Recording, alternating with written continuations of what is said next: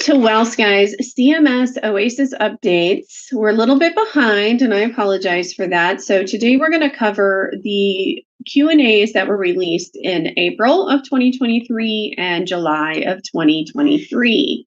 I always like to give you guys a slide that shows you where you can locate the related CMS documentation, where all of this information is found and where this overview stems from. So feel free to get into any of these websites to take a look. Really quickly, just going to talk about a few updates since we last put out a free webinar in January. We have the proposed rule ready for review for you all if you would like to sit and read the entire document. As it stands with OASIS, which is what we're talking about today, there are a few proposed changes in the OASIS for the OASIS as it relates to home health value-based purchasing, most importantly, and then a couple others as well. So just a real high-level discussion. They're proposing that the TNC measures that are currently utilized in the OASIS calculation portion of your total performance score will be removed and replaced with a subset of GG items that will also become a composite score that will be called the DC function score, and that will take the place of the TNC self-care and TNC mobility scores that we are currently using. This is slated not to happen until 2025, but what we do see here is the first peak of the GG items becoming directly applicable to payment in some way, shape, or form. So we anticipate that it will likely continue to expand. But for now, the M items are staying. They are still part of quality. They are still part of your PDGM payment, your functional level, and that was not changed in the rule. The other thing that is proposed is to remove two items from the OASIS that are, people have been asking for them to be removed for a while, but that's M0110, the episode timing. The earlier later, we know that that is actually now information that is taken from the claim. It's not taken from the OASIS when it comes to PDGM. And so that is being removed, hopefully. And then it's also proposed to remove the therapy need 2200, which is something else that's also not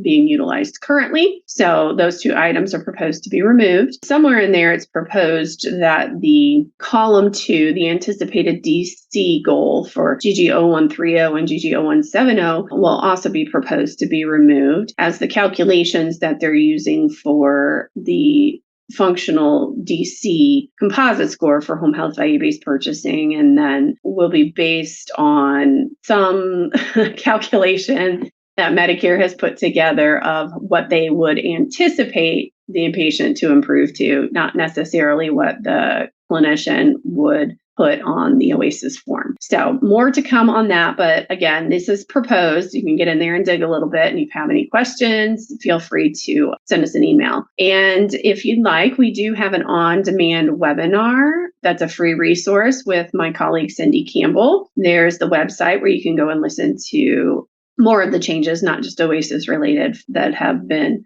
proposed in the proposed rule. And then, as always, we've got the expanded home health value-based purchasing site, and we'll talk a little bit. There's some Q&As about risk adjustment that we'll talk about, and you can find those technical specifications at the website at the very bottom of the page for home health quality measures. So getting into those quality measure questions, the first question that we had in the Q&A April 2023 is essentially, when does the new risk model take effect? Well, it's already taken effect. Any OASIS where the new 90 date is after 1/1/23 is utilizing the new risk model. Now, the second question is, well, okay, we've got this new risk model, right, with these technical specs for this new risk model. What OASIS E items, if any, are part of the risk adjustment calculation? And essentially, we don't have the data yet for the majority of the OASIS E items. So they aren't CMS hasn't made them part of the risk adjustment model as of current. Now, all of the data that we're putting in now will be reviewed, utilized, later for purposes that CMS will determine as they determine things. But as of right now, the only exception to that is the PHQ-2 data that they were able to bridge from OASIS D1 in the form of the M1730 item that's been removed. So you will see some information about the depression screen as part of the risk adjustment model that is currently in place. So again, if you want to look more directly at the specifications, go ahead and go to that website. The next two questions about quality measures are really talking about what's excluded. I'm excited about this because this hospice exclusion, I think, is extremely important. As we talk about putting people into the appropriate level of care and being efficient with our care and how we take care of people on the care continuum, it was counterintuitive that the home health industry would be dinged, for lack of a better term, in their quality measures because somebody was naturally progressing to end of life. So I love that this hospice exclusion is here. What they're asking is what assessment-based quality measures exclude patients who are transferred or discharged from home health to hospice. And it's just listing all of the OASIS-based quality measures, of which when somebody goes into hospice upon transfer or discharge from home health, those episodes are not utilized to calculate your quality measure score in those areas. So you can see the specifics down below, but that is a good thing. And then this is just an expansion of that question, which essentially is asking, of all of the ones that we just talked about in question 3, there are 11 of them, I believe. But discharge community is one of those quality measures. And question 4 here is just asking, okay, what are the exclusion factors across the board for episodes when it's related to the OASIS-based discharge to community measure? And it's the 2 hospice exclusions, or the hospice exclusions that we talked about. So they either transfer to that inpatient hospice or they're discharged to a home hospice. Also, what's included here are quality episodes that end with a death at home, and then quality episodes that end with the patient's discharge disposition, or M2420, as being unknown. So those are excluded as well from that measure. All right, so moving into Q&As related to Category 2, the comprehensive assessment. The July 1st question, this is the first question we've seen on the July Q&A, is related to the single visit in the quality episode and what are our discharge OASIS practices. This is kind of a splitting hairs type of thing, but the current guidance states that if you complete an OASIS, so if you do a start of care OASIS to facilitate billing for one single visit within a quality episode, that it is not required or mandated to do a discharge OASIS. That's how it was stated in the manual. Now what this is stating is that we need to update that to say that whenever there is a single visit in a quality episode, a discharge OASIS should not be collected or submitted. Instead of it being not required or mandated, it is now switched to don't do it. You can see down here on the bottom of the page number, if you're utilizing the WellSky OASIS E field guide, that you can go in and then just cross out that statement and replace it. So you're going to be crossing out the statement that it is not required or mandated and changing it to it should not be collected or submitted. So the second question in July is related to something that has been asked before. It is related to what do we do if the clinician is no longer part of our agency and we have OASIS changes that have come about because of the quality staff or the clinical supervisor. And the answer has really remained the same. If the clinician is not able,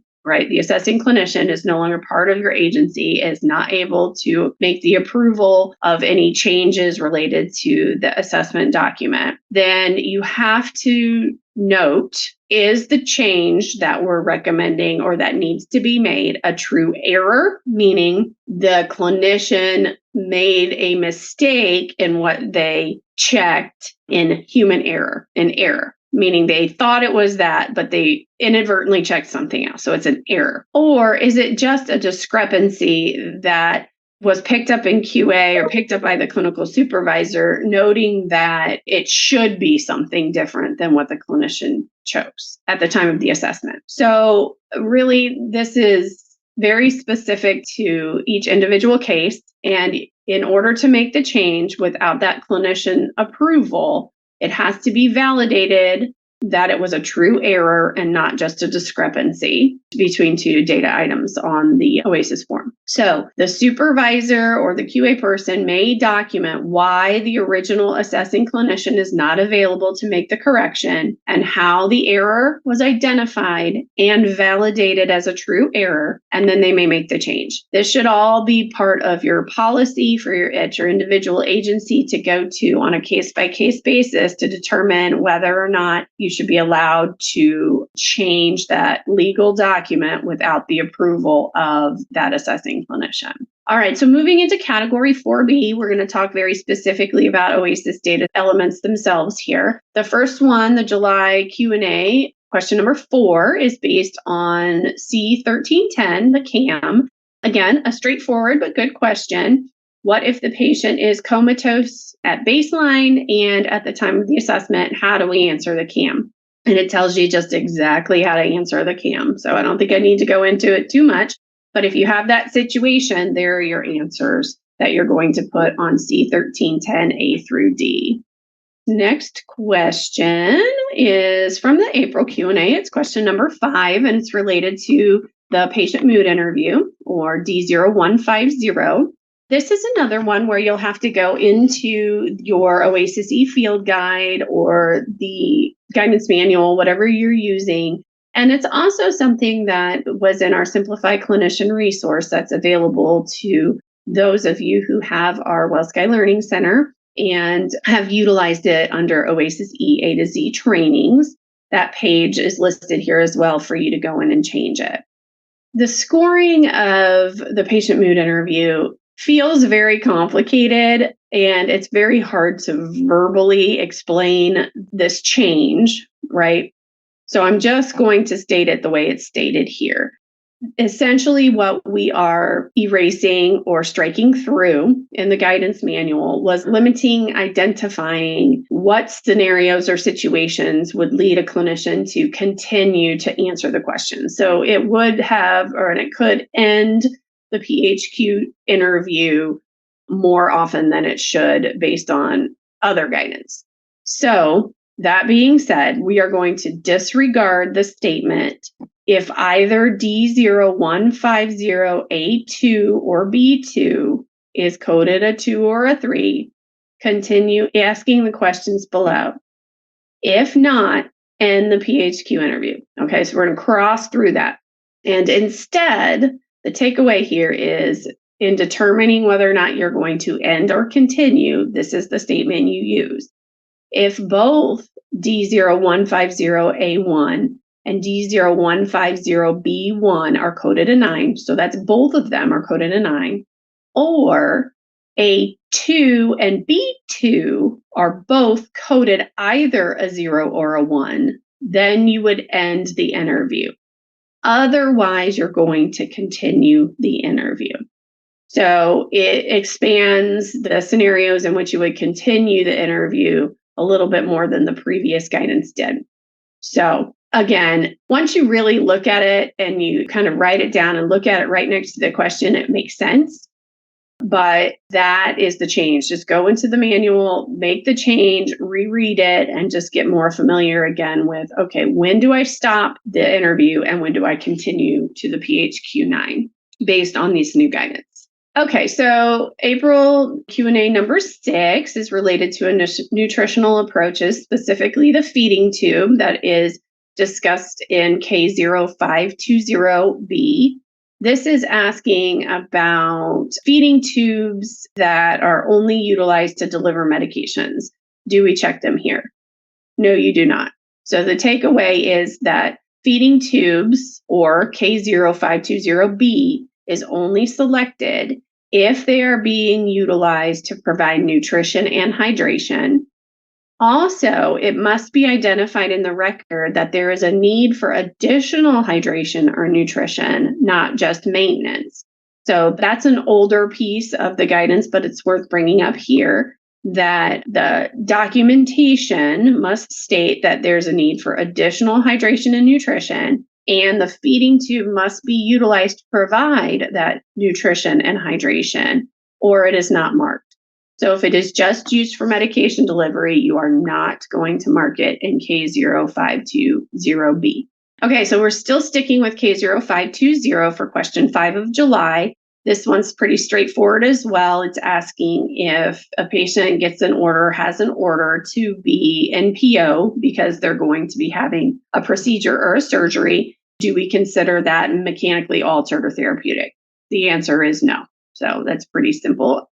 Now, the April question 7 also related to K0520, but in addition, N0415, so the high-risk medications, and O0110, special procedures. So the question is, when do we mark the none of the above for each one of those, right? It's the last one in all 3 of those data elements. And you're essentially not going to mark none of the above if anything above it has any type of marking in it. It could be a check mark saying, yes, this is present, right? Or yes, I'm marking this as part of this patient's plan or part of what's true for this patient at the time of this assessment. But also, you're not going to mark it if you dash any of those items, meaning you couldn't find out the information, you're dashing it, then you're going to leave the none of the above section blank. Okay, same items we're looking at here with the April 23 Q&A, number 8.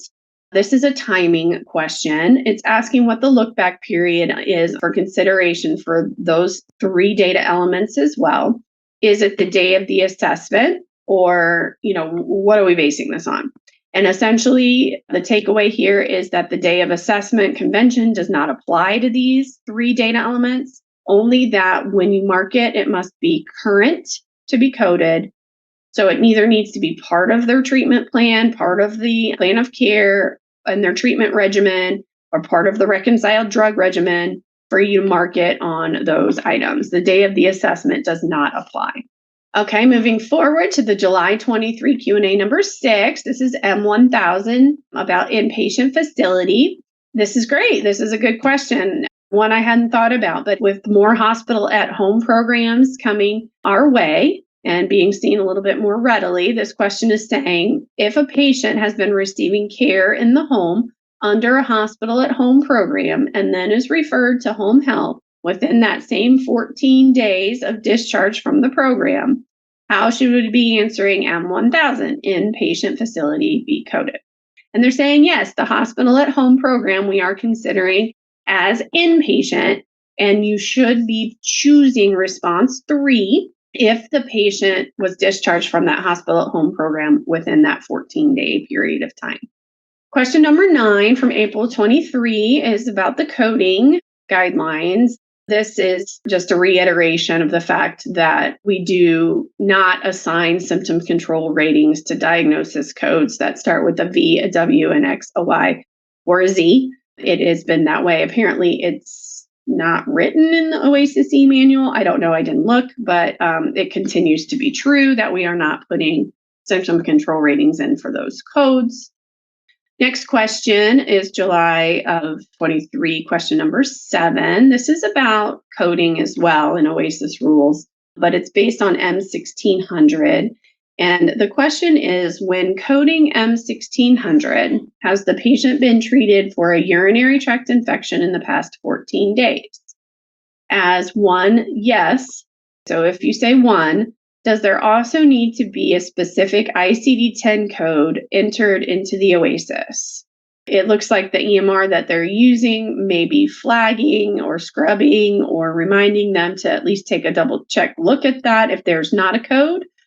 But the takeaway here really is that OASIS rules and coding guidelines are separate and they're distinct.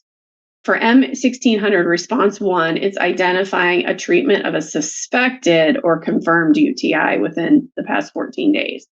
Coding guidelines require that the UTI is present or treated and supported by the physician documentation at the time of the admission. So we're looking at 2 distinctly different sets of guidance between M1600 and the codes. But that doesn't necessarily mean that your agency or a vendor could scrub and suggest and provide some warnings to make sure that you're not missing something there. M1400 and O0110, both talking about oxygen/shortness of breath. M1400 is dyspnea on exertion, right? So the question here is asking about the definition that's specifically laid out in the guidance in O0110 for oxygen therapy. Is there a definition for continuous oxygen use for M1400 dyspnea?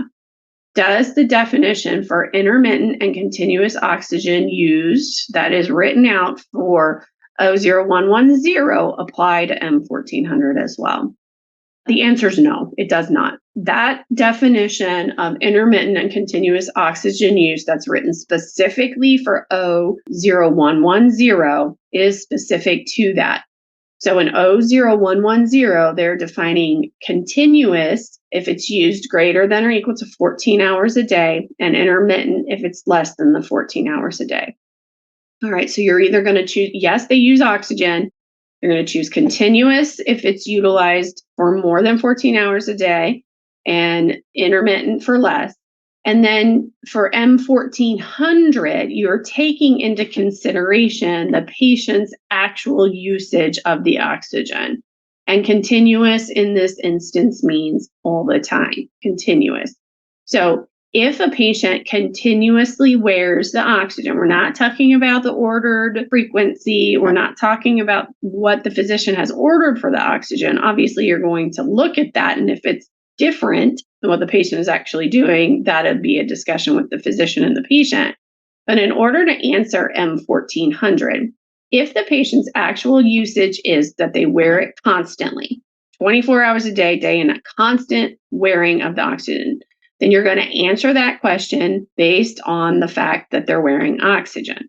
If they don't wear it constantly, if they only wear it at night, if they only wear it during the day, if they take it off when they walk to the bathroom, if it's intermittent or inconsistent use of the oxygen, then when you're answering M1400, you're going to weigh in how they do without oxygen. So yes, confusing, but two separate definitions. All right, N0415, high-risk drug classes, use and indication. This one has gotten a lot of attention across the board. It's difficult to answer. And so this April 23, number 11, is really essentially reiterating the fact that you're not going to include flushes to keep an IV access port open. So that's it. Plain and simple. So they're saying if you're not going to count it as a high-risk drug class if it's used to flush a PICC line or keep an IV access port open. The next one is asking to provide guidance on the following scenario. A patient is admitted to a home health agency and then during the assessment timeframe goes into the emergency department and receives a dose of medication that is classified as a medication in the list of high-risk medications. If it's still within the assessment time frame and it wasn't completed yet, do we include it?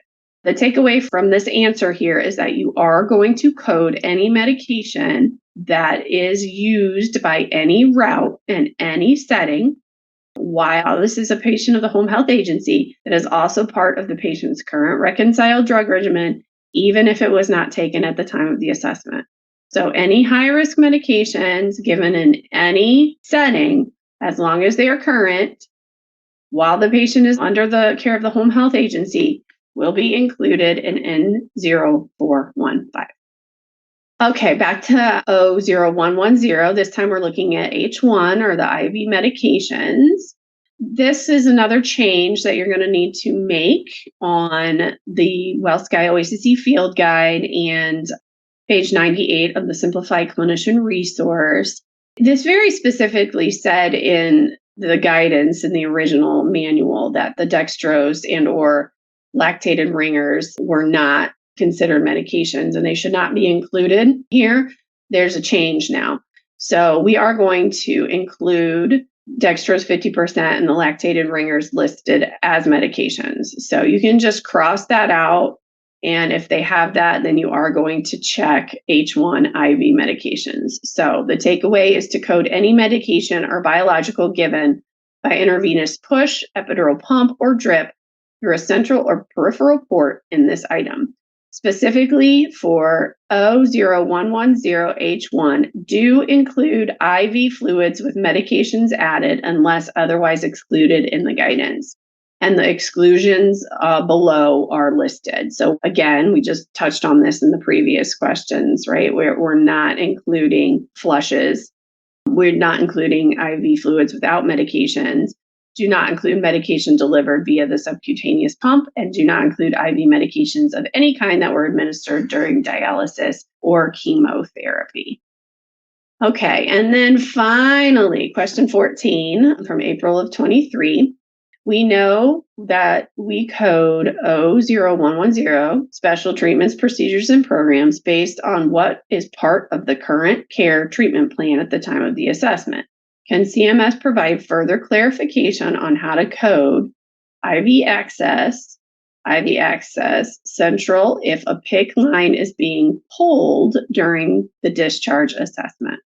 I think that this is actually written exactly the same way, but for the answer here, the takeaway is you are checking all treatments, programs, and procedures that are part of the patient's current care plan at the time of the assessment, even if not used during the time of the assessment. This includes a PICC line that is being discontinued at the time of the assessment. So the answer would be yes, you're including it. Okay, so we've gotten through all of April and all of July Q&As. You need to go back into whatever resource you're utilizing for your day-to-day guidance and just make sure that you've updated based on these two Q&As in the sections that I discussed. Otherwise, we will see you back in October. And don't hesitate to email us at learning@wellsky.com with any specific questions. Thanks so much.